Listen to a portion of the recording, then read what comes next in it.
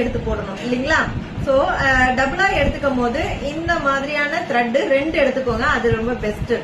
ஒரே இதுல இந்த மாதிரி நூல் எடுத்துட்டீங்க அப்படின்னா கட் ஆயிடும், சிக்காயிடும். நிறைய நூல் வந்து எடுத்துட்டதால கட் ஆயிடும், சிக்காயிடும், அந்த மாதிரி ப்ராப்ளம் வரும். 2ஆ எடுத்துக்கிட்டீங்க சேம் கலர்னா அது கொஞ்சம் ஈஸியா இருக்கும்.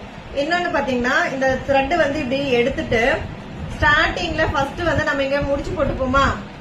சோ இங்க முடிச்சு போடுறீங்க, நாட் போட்டுட்டு இத வந்து இப்படிதானே பிடிப்போம்.